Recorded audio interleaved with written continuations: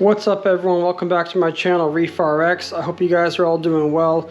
Know it's been some time since I brought you an update video. I've just been real busy with life and haven't had a chance to set aside time to make you a video.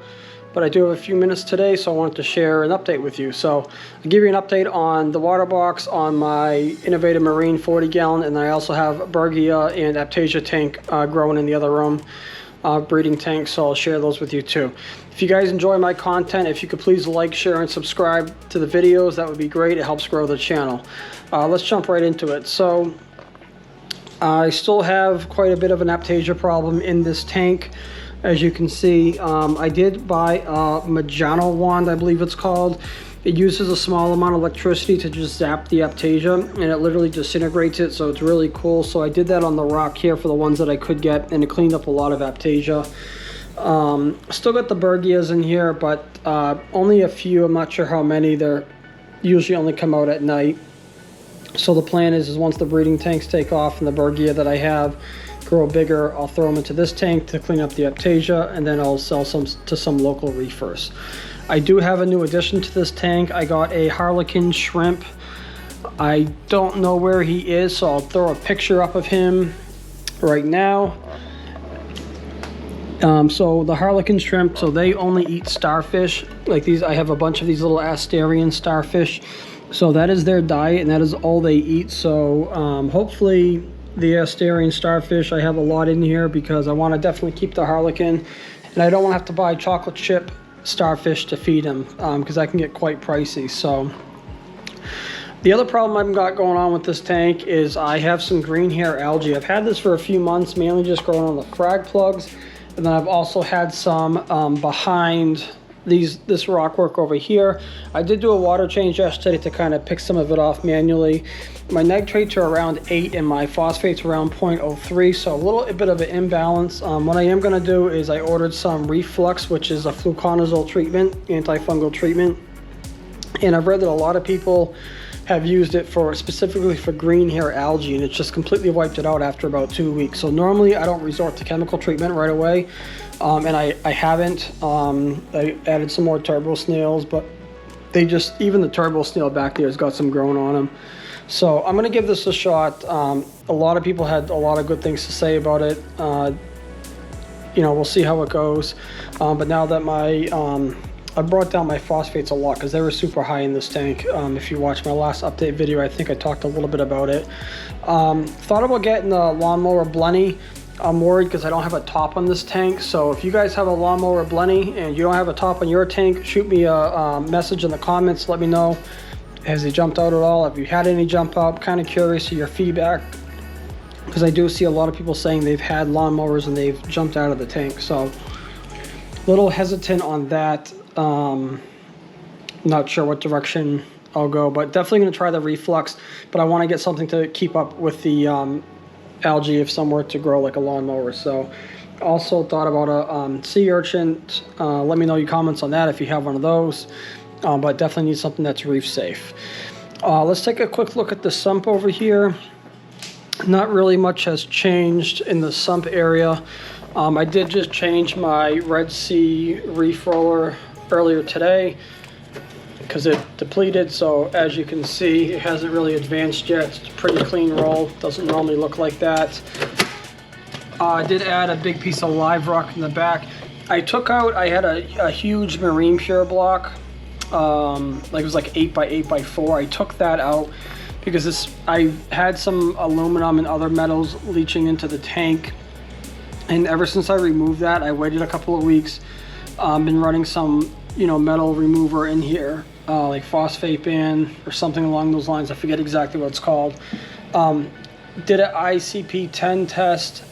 Results came back the other day. 0 metals in my tank, so I do believe they were leaching from the marine pure blocks. I do have small ones in here, but just a couple. But this other one I had was massive, so gave the skimmer a good clean the other day.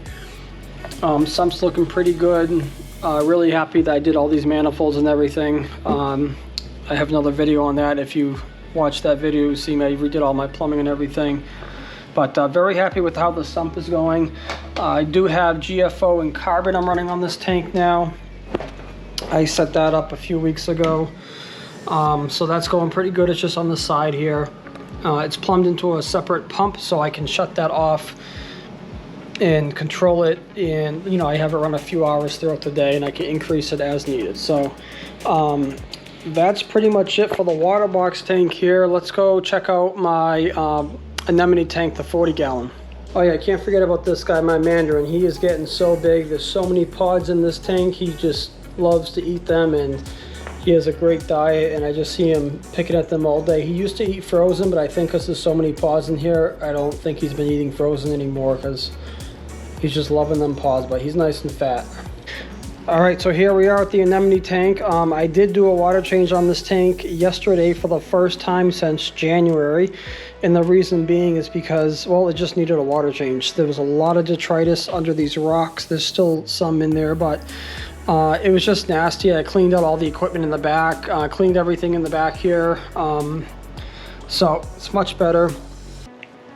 Haven't added anything to this tank yet, still I should say. Just got a couple emerald crabs in here, 6-line wrasse, dotty back, and my 2 clownfish. Oh, there goes one, but... And then I did have another set of anemone splits, so I think I'm up to 10. They just keep splitting, so they're not as big as they usually are, I think, because I aggravated them yesterday with the water change. Normally you can't even see the rock work, but they're doing well, so nothing really new to report with this tank.